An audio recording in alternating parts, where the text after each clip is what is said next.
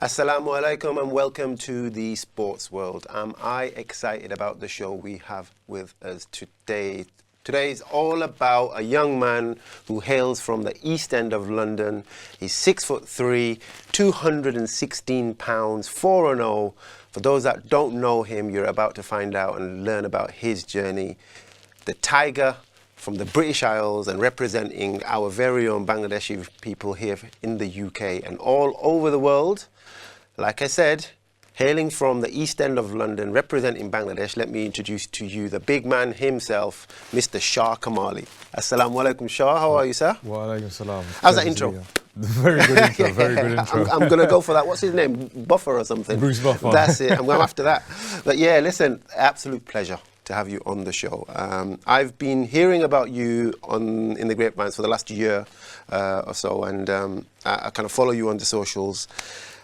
For those that aren't aware, like myself, our older I guess the more older lot amongst us, we know about MMA, we know about UFC. Obviously, UFC is the mainstream. All the kids are going on about. Boxing is kind of becoming a bit of a side thing now, and UFC, inshallah, over the next 2 years is just going to go like that, isn't it? I'm going to ask you, the first question for me is just really start by just giving us a little bit of background about yourself, where you're from. I mentioned East London, but you know, just how you got into MMA and why. Yeah, so my background, I was born in, like many people in East London, Royal London Hospital in Whitechapel, lived in Stepney Green my whole life. Didn't really grow up doing sports. Played football five-a-side, that's about it. But in terms of my parents pushing me into sports, none of that. I found MMA and I found sports much later in my life. I found it at 20 years old. So I was going to university, had a lot of free time on my hands, and signed up to a local BJJ gym that offered MMA and BJJ, and I was just from there, just, you know, continue to go and continue to learn, and that's really how it started. Okay, and obviously you said you didn't play many other sports, so how did your parents feel about MMA? MMA, you know, your parents must be similar age to me, and obviously I have a son, we were just talking off the air, who's now 22 going on 23, and he started a bit of that, but background is football, which traditionally most of us want, my generation, we want our kids to go into football. So when you came home and say, right, Mom, Dad, I've got my fight, I want to fight, I want to do MMA, how did they take it? The thing is, I never really told them I wanted to do it. I had a few competitions in like BJJ. These are like small little competitions that you do in like a... What's BJJ? Brazilian Jiu-Jitsu. Okay. So it's just like... So look, imagine yeah. I am Joe Ploggs in the book. I know nothing about MMA. I've heard about it, but I don't really know about it. So, you know, acronyms and stuff like that, I haven't got a clue. So I'm gonna stop you and just ask you if I don't understand something, if that's all right. Yeah, that's good, because a lot of the viewers probably don't have a clue either. So what mixed martial arts is a blend of every single type of martial arts, all in one sport. So you have kickboxing, boxing, judo, Brazilian jiu-jitsu, which is like a grappling fighting system, if you will. All of it is blended into one martial arts, and it takes place inside of a cage. Okay. So I first started out, the first martial arts that I started out with was Brazilian jiu-jitsu, and there's a lot of competitions involved in Brazilian jiu-jitsu. So I started to compete in that first off. I'd bring home, you know, a few gold medals. My mum would be happy. She put it up in the showcase, you know, in the living room. Yeah. You know. Do they know at this point it's for fighting? They don't really know what it is. Like, they don't really know what it is. My mum just sees the gold medals. I'm kind of doing my own thing in my own time. So remember, whilst I'm going to university, so my parents they think obviously my son's going to university, he's gonna pass his degree. You know, that's the main priority, right? Yeah. Your studies. Yes. But you know, when so what year are we talking about now? We're talking about 2018, 2019. So you're doing jiu-jitsu, you're winning them tournaments, you're coming on with medals. Yeah. So when do you now think, okay, I'm going to take this to the next level?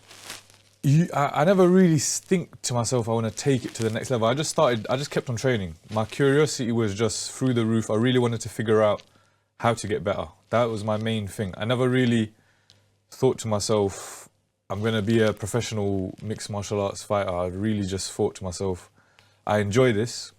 This is what I really enjoy spending my time doing. I enjoy every single aspect of it, the mental side, the physical side, the competition side of it. I really enjoy all of it. So for me, it was just, what do I enjoy spending my time doing, kind of thing. At that point, I wasn't really thinking about fighting, but I just kept on going and learning. And the competition side, when it came, I just, it's the opportunities that you have to take. So you'd graduated by now? Yes. And that's when you got really went wholeheartedly into the competition side of it? Yeah. Was that still jiu-jitsu, or have you gone into MMA now? I've gone into MMA at this point. After I graduated from university, I studied electrical engineering, by the way, so okay. It's a good degree. Yeah.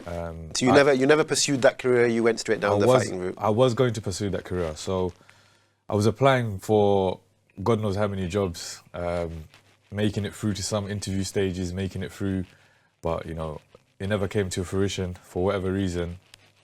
So in the background, I'm just thinking, all right, if this doesn't work, then I'm just going to fight, So, okay, so that's what it was. You applied for, in the electrical engineer, it didn't work for you, you didn't find an opportunity, so you went wholeheartedly into the MMA arena. Pretty much, yeah. So what's that journey look like? So when you say wholeheartedly, does this kind of mean like you're training every day, or and how often are you fighting? Do you have your own coach? What does this look like now?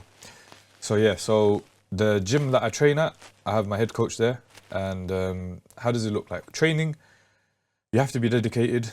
I was training at that point 2 to 3 times a day, 5 days a week, 6 days a week. It's very, very intense. So when you say 2 to 3 times a day, break that down for me. So what does that training look like? So in the morning, you'd have about, let's say, 2 sessions. You could have a jiu-jitsu session and a MMA session. And sometimes in the evening, you could have a regular gym session as part of your strength and conditioning.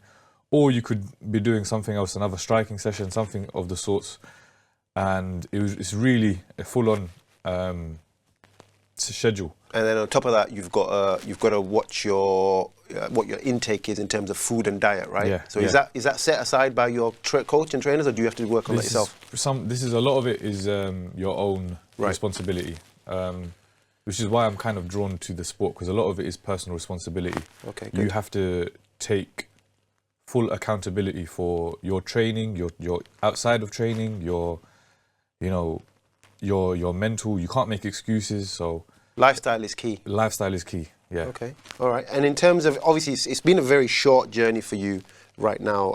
But in terms of challenges you faced in such a short period, initially when that step you were taking before your first bout, mentally, what is the toughest thing that kind of you faced in that short journey leading up to your first fight? Each fight, you have different things that are in the background, I guess, mentally. Some fights are easier mentally because you don't have as much headache going on in your personal life. You have to remember, when you're fighting, that date is going to come. So that due date, when you have to step in that cage and fight this person, it is inevitably going to come.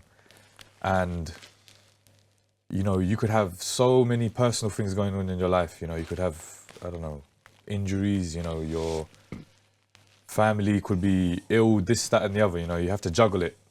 So some fights are easier than others. I guess in my career, some of the last few fights have been difficult just because my dad's health has not been the best.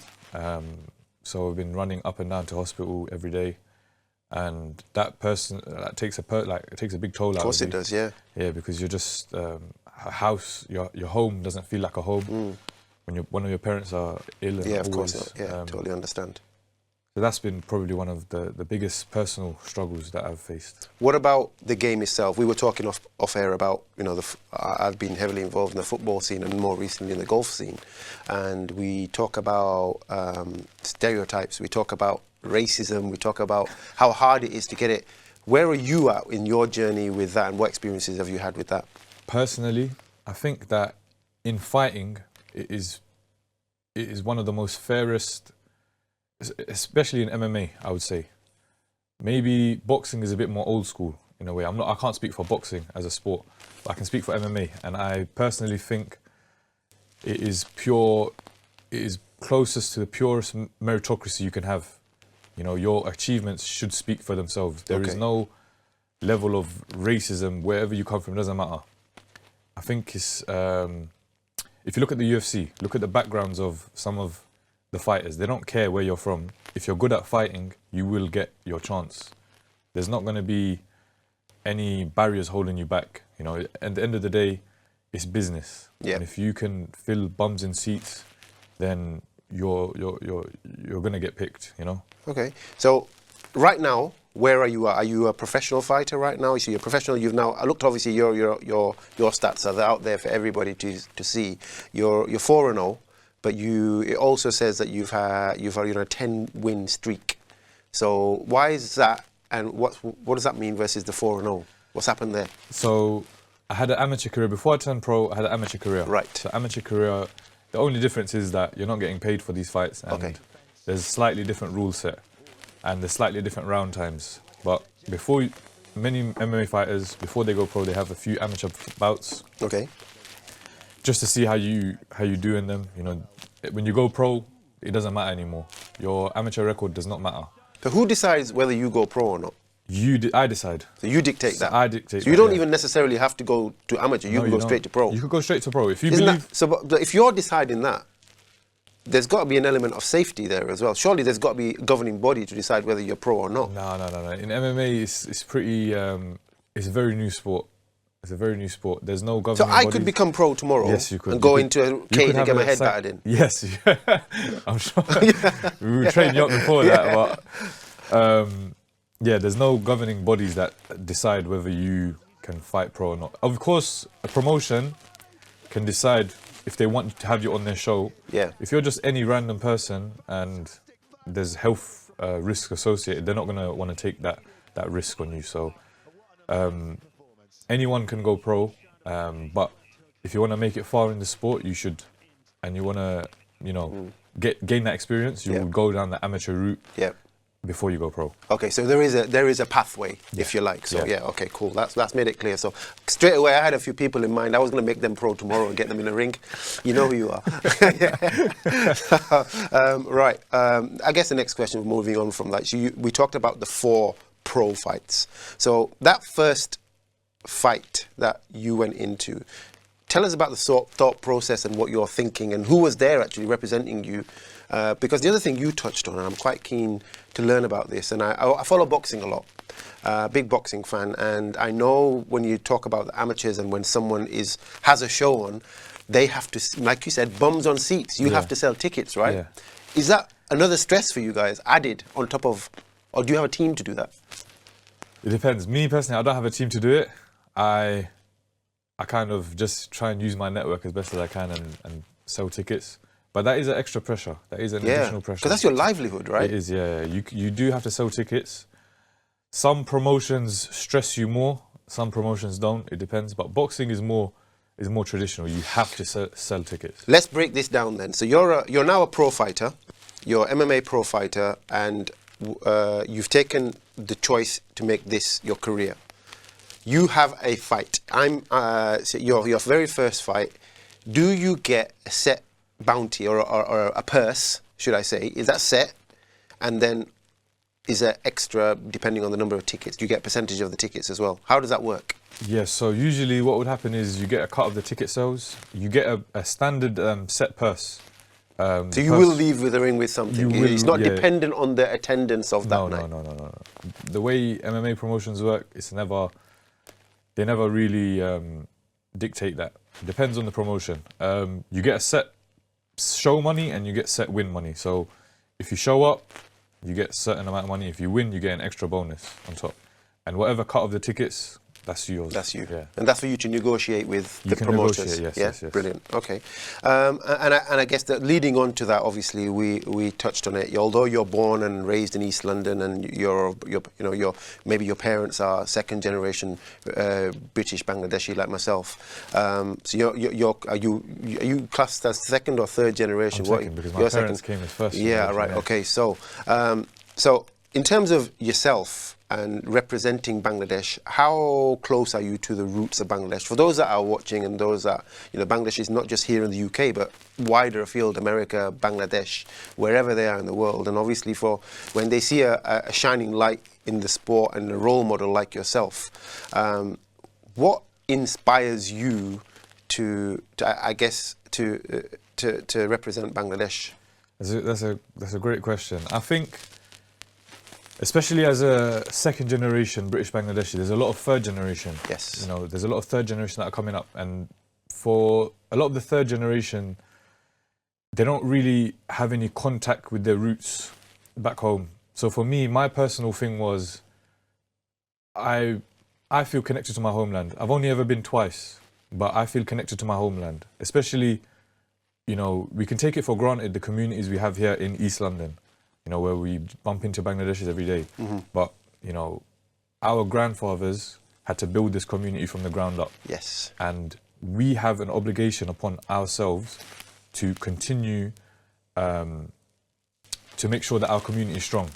And we have to it's our responsibility to make sure that the youth have a connection back home. Because you have to remember, in terms of history, our grandfathers, great-grandfathers, our whole lineage would have lived in Bangladesh their whole lives. Mm. Now our kids are born here. Yeah. Right? So how do we make sure that we have a connection to our homeland? It's by raising the flag, by showing people the beauty of Bangladesh, because it is a beautiful country, and representing ourselves on the big stages. And that's what it's about. Because I believe we have great culture, we have great hospitality, and we just need to show that on the big stages, and then improve the self-esteem of our people. SubhanAllah. They're amazing words, and I think I can only echo that. I think hearing that from a young man like Shah himself, only 26, and speaks so articulately about his heritage and how he wants to represent Bangladesh to the fullest. So listen, guys, role models is what we need in sports. I've been involved in the football scene and the sports scene for so long. We cry out for more role models from our community. Now here we have someone who is representing the MMA sport to a high level. You're a heavyweight fighter. You're someone who, like I said, is proud of your heritage. But we've talked about this country. What do you know has had of the impact of your work that you've been doing over the last couple of years in particular, as your journey is continuing on an upward trajectory? How much influence do you think you've had in the MMA arena over in Bangladesh? I think I've had quite a bit of impact. I do. And where are they at? It's very, very new in Bangladesh. Very new. They're trying to get more active in the sport of boxing as well as MMA. Mm-hmm. But it's very, very grassroots at the moment. In Bangladesh, there's a lot more barriers based on governing politics, essentially. So how? Because the sport, to run shows, you need backing from politicians and things like that. Okay. So they need a bit more governmental support. Okay.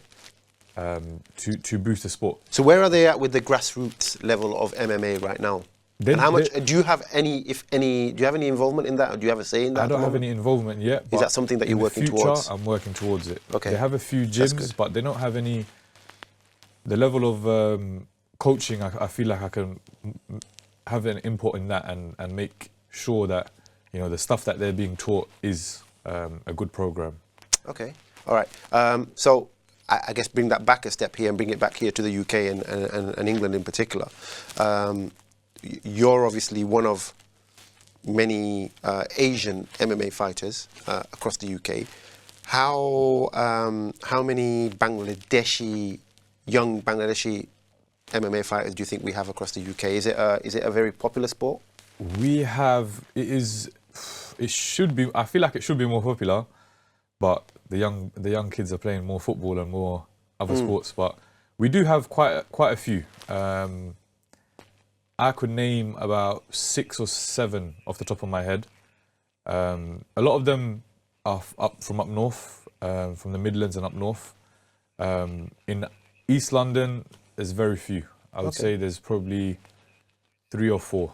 Okay. It's funny you say that because I just yesterday I was speaking to my nephew. He's from East London, 3rd generation. And when I told him, oh, do you know who SHAH Kamali is? He says, yeah, I know who that is. He's from Stepney, isn't he? You know, he's 14, 15. And then their interest, and he's saying to me, boxing's finished.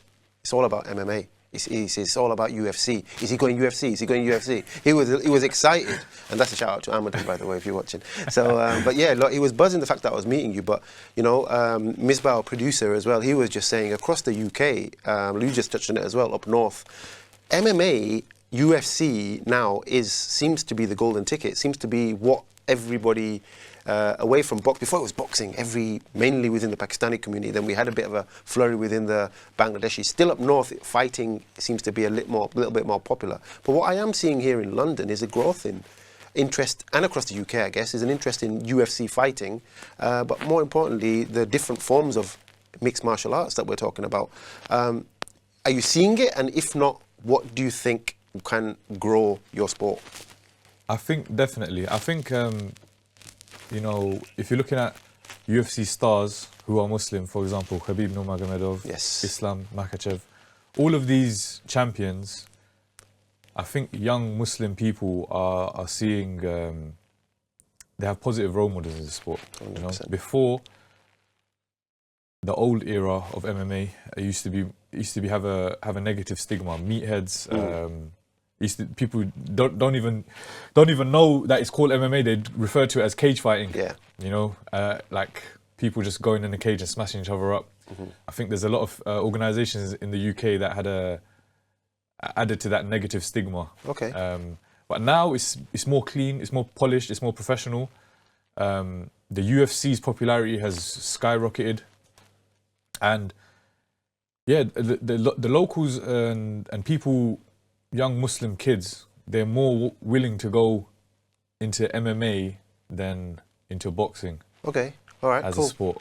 I'm going to kind of pause you there because we've got to go to a break, but that's an interesting topic on which to finish, because when we come back, guys, I'm going to carry the conversation with SHAH Kamali, learn more about MMA. In particular, I want to now move it on to his journey into the UFC, inshallah, in the next year or so, and we'll talk about the upcoming fights and just delve a little further into his career and what his aspirations are moving forward, and also who are his role models. That's what I want to know. So when we come back, we'll be chatting more to the main man himself, SHAH Kamali. See you in 2 minutes.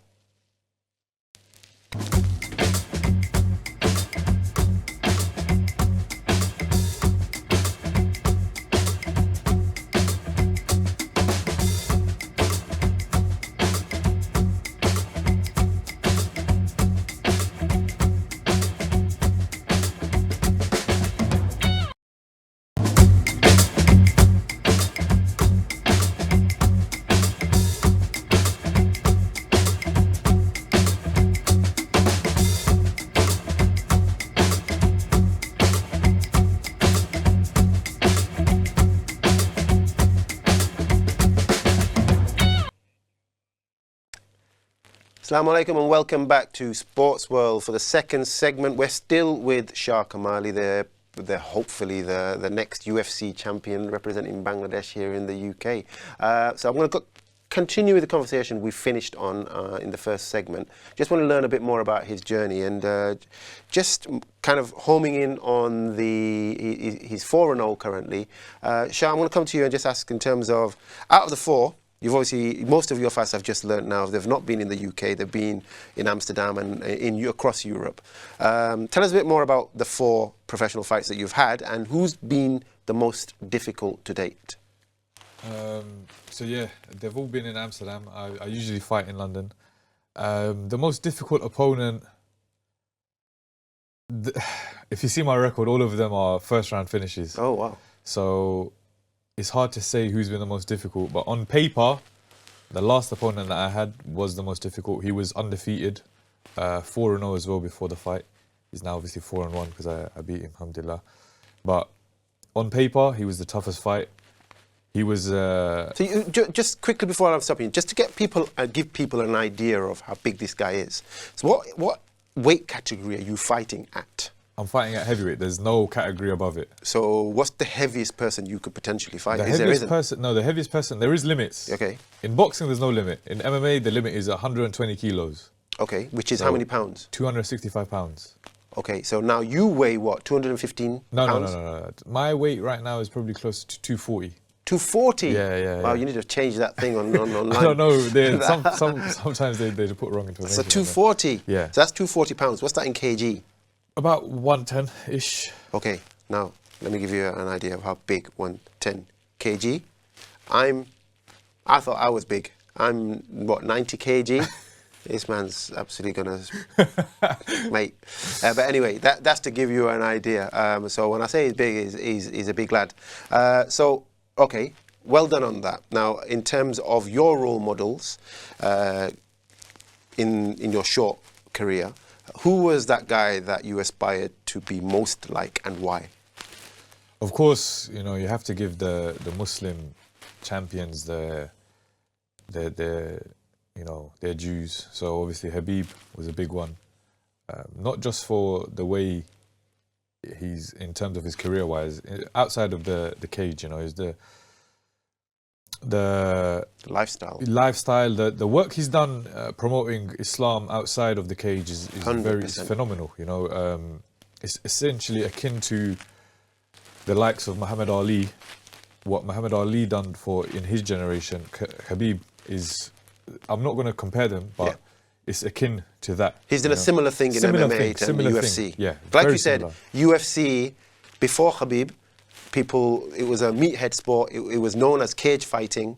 Now it's UFC. It's UFC in its own right. It's a professional sport, and because of the Dagestanis, if you like, for want of a better word, UFC now is seen as a lifestyle. It's a lifestyle choice, and even the Shadaman Ushderas, they're exactly the same, right? Now they've realized that the drinking and the late nights and this and that. And if you have a choice between Conor McGregor's lifestyle and Khabib's lifestyle, he's proven which one is the right path, right? And and I've noticed as well I can only speak for myself, for example, in the local mosque, RIC, Redbridge Mosque, where we are.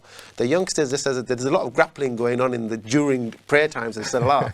They're using it now for that. So obviously, I don't want to put you under the spot, but one of the things I'm hearing for the younger generation, this third generation, is the fact that grappling is sunnah, and so just for those that don't know, maybe you're more aware of it, and just give us a bit of a flavour as to the theory behind it. There's a lot more because of essentially like the Dagestanis. They grew up in a heavy wrestling culture, so disproportionate amounts of them become world champions. There's only I think 3 million or 300,000, something crazy. World champions are coming from these small villages, so I think the kids nowadays, they see how powerful wrestling is as a fighting sport, as a martial arts, as a martial art, and they really want to get involved. I think a lot of parents want their kids to get involved in like wrestling, grappling, jiu-jitsu, because of the discipline it instills in young children. Okay. Now, taking it away from Dagestanis, and let's bring it back to Bangladeshis. We're not known for our strength. We're not known to be, we're recognized within sports as being slight of frame and weak. Yeah. How can we combat that in terms of what's the way forward? How do we kind of get away from that and become a little bit stronger? Is it a mental thing? I think it's somewhat of a mental thing as well. We have that kind of mentality where we want to play it safe a little bit, I think. That's just because of the communities, what we faced growing up in terms of our fathers and the elder generation. They grew up with a lot of abuse. Okay. And around a lot of things. But now, as a younger generation, I think fitness is... I think the younger generation take their fitness far more seriously. So it's just about continuing that trend. And I think in the next generation, next 2 generations, you're going to see that the perception of Bangladeshis in sport will change drastically. Inshallah. I guess taking it back one step further, you growing up at school, we talk about what it was like. Obviously now you're fighting heavyweights, bigger guys, sometimes often bigger than you. What were you like at school? What was I like at school? Did you get into fights at school, or were you not that guy? Very rarely, very rarely. And what about your siblings? Is it fighting at home, beating each other up and whatnot? How did that Growing work? up, yeah, you have that. I grew up with obviously... Was it proper fights at home? No, not Tell us proper about your fights. family background. How many brothers, sisters So have you I got? have 2 brothers and 1 sister. So Are you the eldest? No, I'm the third. Third one. Yeah. Okay. So for me, I mean, fighting was pretty normal, but it was just like petty little fights. It was never serious. No. Okay, you're definitely not getting beaten up at home now, are you? Can you imagine? Not anymore. And I guess it leads me on to the next question. Your mum didn't know you were going to. Now she definitely knows that you're fighting. Know, yeah. How does she feel about that? How does she feel? Has she been to any of your fights, is the question. No. I don't think I could stomach my parents being at my fights. So your dad hasn't been to any of the fights either? I don't think I could stomach it. It's not their vibe. It's not their vibe. Yeah, I know, yeah. It's older generation, I couldn't do that. I went to like I said, my son did it just for a bit of fun, and I went to one fight, and like I said, I couldn't stop my left leg from shaking. I was terrified. Yeah. And I haven't been back to see him again, so he's only had 4 fights, but he's just did it for a bit of fun. But you're in a pro ring, you're fighting, we're talking about Halasha, them big, massive guys, so, but yeah, well done. Listen, I'm gonna throw a few fun questions at you, okay? So just to break the show up, guys, and make it a little bit fun, get to know him a little bit better. Quick fire, answer them top of your head. Let's see what you're at. Don't try to think too much about it. But let's go. Let's throw them at you. So I know you don't look the type to be walking out to theme tunes, but what's your walkout song and why did you choose it? My walkout song is just a nasheed. I just chose it because I'm not going to come out to music. Yeah. I'd rather come out to something. So what is the nasheed? It's a nasheed. Al-Qawla Qawla Sarim. I don't know what the official name of it is. Okay. But that's, if you're familiar with it, you'll know. There you go. You know it. You heard it, right? And you just gave you a plug. Right. I know we're not supposed to have superstitions, but in terms of rituals before a fight, going into a fight, do you have many? Not really. Any superstitions? Not many superstitions. I like to just enter the cage with my right foot forwards, Bismillah before I enter, and that's it really. Any kind of do you do any du'as before you're going into? The du'as, I do it on the morning, I guess. Every time I pray on the day, I'm just making a little du'a that inshallah grant me whatever is best for me. Okay, all right. So what's the craziest and the funniest thing that's ever happened to you during a fight? It's only been bloody one round, so I don't know what's going to happen. That's the thing. They've been too short. What's the funniest thing? Something must have happened. The opponent must have done something. No, there's nothing. There's been too short. I can't remember. I can't remember. What about the other fight? Nothing's funny in any fight you've had throughout your MMA journey. No, you can't. I can't. If anyone watches my fights, they'll be like, "It's just over too quick." It's just over too quick. That's not a bad thing. That's not. I was watching Azim last night, and he was taking forever to knock that guy out. Do you watch boxing? Yeah, I watch boxing. Yeah, so I watched Azim last night. He took his time last night, but yeah. All right. If you weren't an MMA fighter, we know you did your degree in electrical engineering. What do you think you'd be doing right now? I'll probably be just like a bog standard, like finance bro or something. Just, I don't know, 9 to 5, just chilling, I guess. Thank God for MMA, eh? Thank God Who wants to work 9 to 5 for a living? Right, okay. This is a good one. What move or technique do you enjoy the most right now when you get into that? What's the one that you're thinking, I'm going to get this dude with that?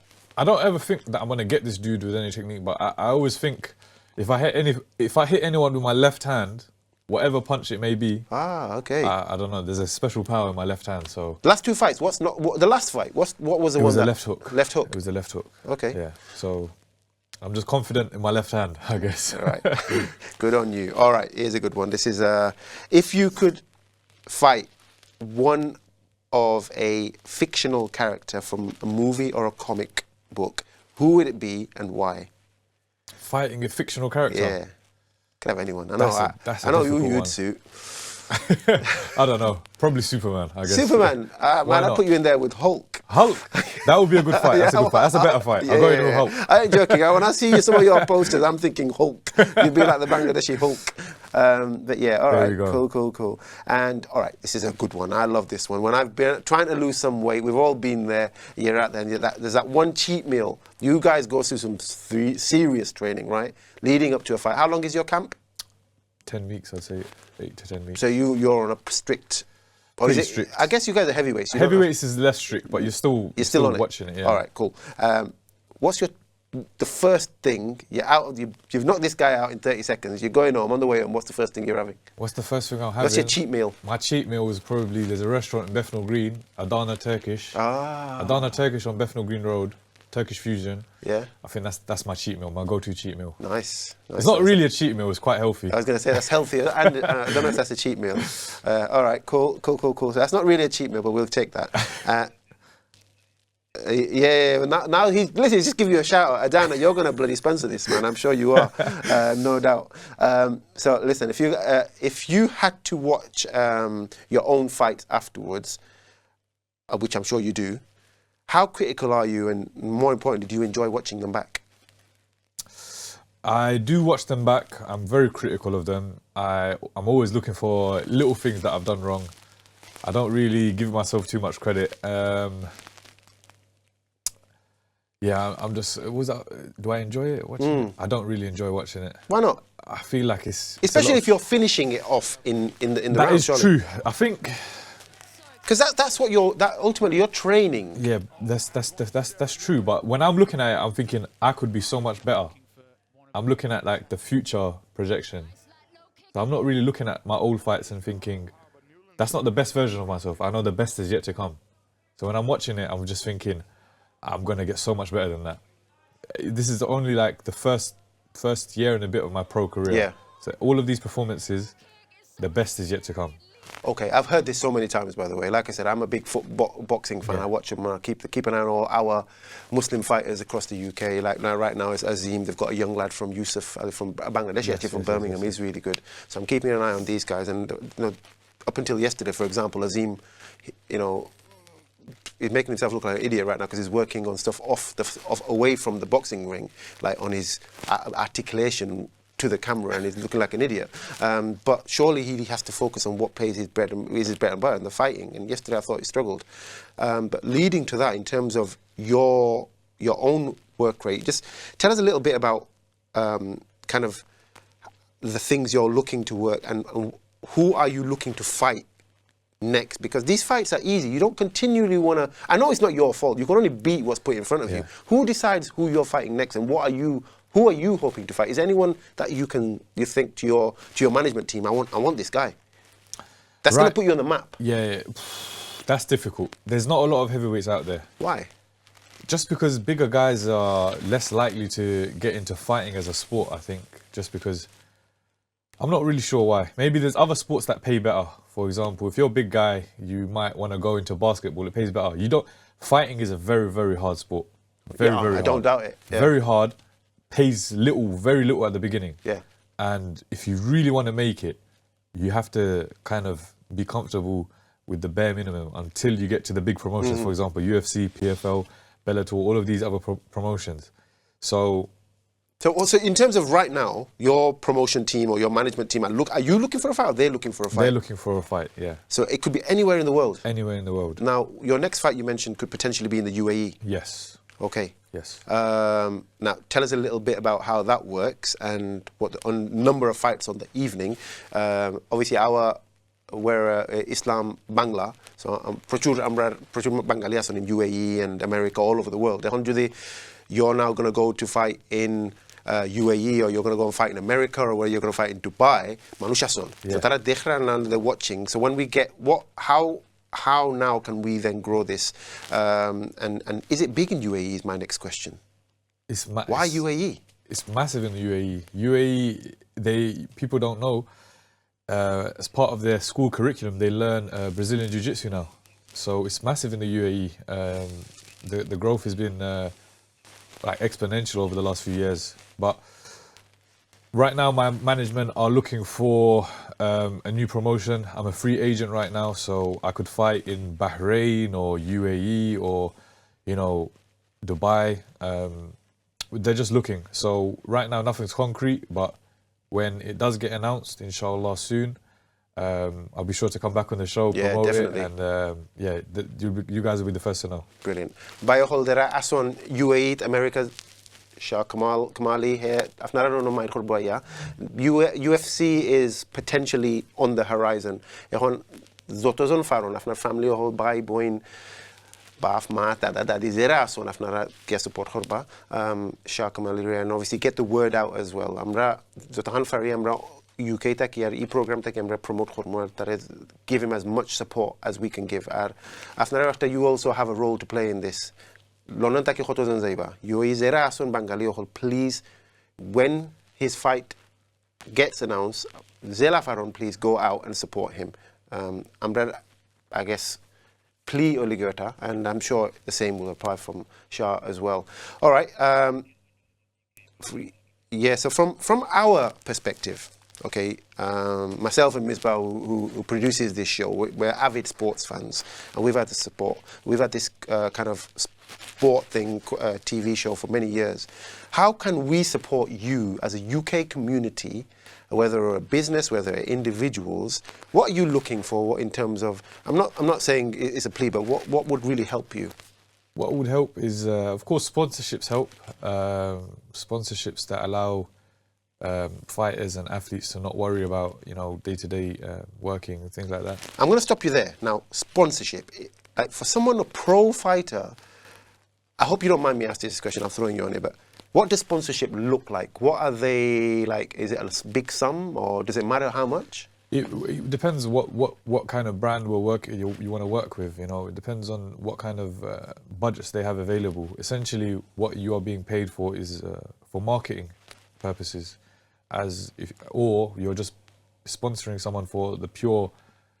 You have a vested passion in MMA and fighting, and you just want to support an athlete. That's on you. But if you're a business and you want to grow your business through my platform, then there's packages available for that. Monetary figures can vary, so it depends on obviously the business itself. Okay. Look, guys, you've heard it. SHAH Kamali is a shining light within our community here in the UK, and not just here. He's representing Bangladeshi. It's all over the globe. He's going to be going to UAE to fight. Sponsorship and funds are important, not just to him, but more importantly, I think, for you as well. It's an opportunity to grow your own brand. Inshallah, we talk about the likes of the shining stars within boxing, the Amir Khans, the Prince Naseem Hameds. Who would have thought when they were in the position that SHAH is right now? He was on the cusp of becoming great, on the cusp of becoming pro, on the cusp of joining UFC. UFC is going to be the beacon of all sports within the next 5 to 10 years, and I have no doubt about that. This is your opportunity to join his journey, join a fellow Bangladeshi, a young man who's aspiring to be the best in his chosen sport. We've got millionaires in our community. We have businessmen who have a lot of money to throw in at different sports. This is an individual, a young man in particular from East London. Whether you live in East London, whether you live anywhere in the UK, whether you live in UAE, whether you live in Bangladesh, whether you live in America, get behind us. If you can't follow his socials, if you can't get in touch with them, get in touch with us here at Islam Channel, and we'll forward on the details. Guys, we've got to come together as a community. This is a massive opportunity here right now. The window is not great for these individual sports people, and he's a fighter as well. So it's going to be limited to the number of years that he can fight. We want to see the next professional UFC fighter come from our community, come from our heritage is Bangladesh. He articulated it so well at the very beginning. We want to be proud of being British Bangladeshi. We want to be proud of being Bangladeshi. We want to be proud of being Muslims, Bangladeshi Muslims. Whether you give a small amount, whether you give a large amount, let's try to get, if 5 and 10 businesses come together, support him. It's only going to help him in his journey and get to where he wants to do quicker. And that's my ask from everybody who's watching this show. Like I said, whether you're here in the UK or abroad, let's get behind him and let's make him as good a fighter as he can possibly be, because he seems to be putting in the graft. It's an absolute pleasure to have him on the show today and learn about him and see his journey. So guys, we've got 5 minutes. SHAH, I think from my perspective, just really in terms of your journey moving forward, tell us about UFC. How far away are you from getting into a UFC cage? I would say, based on my record, as a heavyweight, it's a lot easier because there's less of us. There's less heavyweights in the world, and you have to remember they want exciting fighters, finishes. They want finishes. I would say, inshallah, in the next year or so, if I get another 2 or 3 more finishes, I'm already, I'm knocking at their door. Okay. So all it takes at that point is your management to get in contact with them. And so my management is with Anthony Pettis, who was a former UFC lightweight champion. Okay. So my management is good with the UFC. Okay, so that's good. All I need to do is focus on building my record up just a little bit more. Yeah. And then that's it, really. Inshallah, it's going to be soon. So in terms of the UFC, what's his name? Dana White. Dana White. He's the main guy, right? Yeah. So, but like, do they have like European, British, or do they have contacts here where maybe your guy would go to and say, right, okay, we've got the potential. Come and watch him. Or how would they know about you? They have their own matchmakers. Right. So they have like a team of matchmakers where these guys are more clued on to the talent around the world. So, you know, if you're making noise, the UFC will know about you. Dana White himself might not know, but because he doesn't really deal with all of that sort of stuff, the matchmakers do. And if the matchmakers catch wind, then you're in a good position.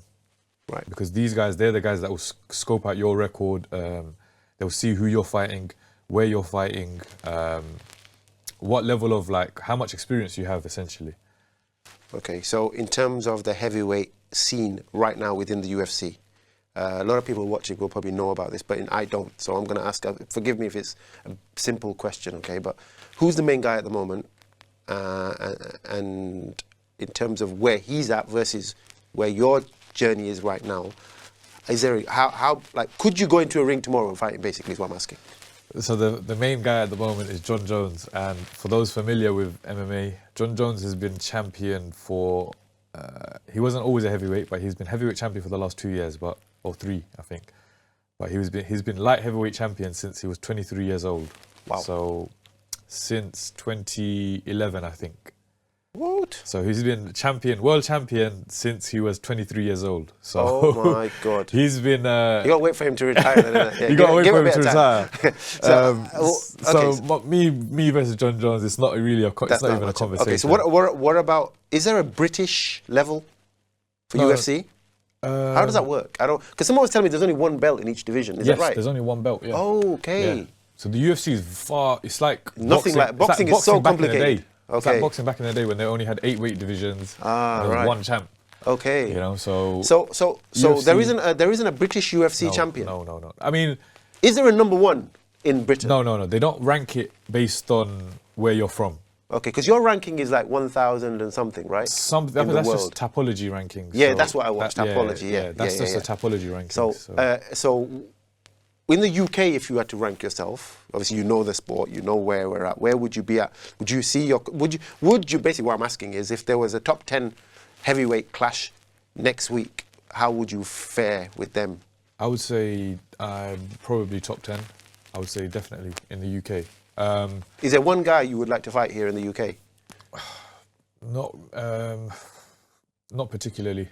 There are a few on my hit list, but when the time comes, I'll call them out. But not right now. Not right now. So you reckon you've got a couple more fights before you can get to that position where you think is that with I guess that's when you're talking. So you win the next 2 fights, and inshallah that you're moving from there. Then one of them, let's say the top 10 in your head right now from the UK would come into it. You'd maybe call them out, right? Yeah. Okay. So who are these people fighting right now then? And how many fights have they had? People are. Some of them are in the UFC. Some of them are fighting their champions in like regional promotions around the world. So, you know, there's a mix. It's a mix. Okay, cool. Listen, we're out of time, unfortunately. It's been an absolute pleasure having you on the show today and learning about your journey. And I'm inspired. I'm not going to lie. I think I've learned so much about MMA, UFC in particular, and it was a pleasure learning about your journey as well. And I find it astonishing that you've come this far individually, and it's what seems just purely based on will more than anything else. For those that are watching, and is there any message looking at, I guess, anything that you would like to say? If you look at number 1 camera, where there it is, that one there, or that one there even. Number one, we're looking. Yeah, you look at that one, and then just give us a little message about support from here in the UK and across the world. I just want to say thank you for all the support around the world.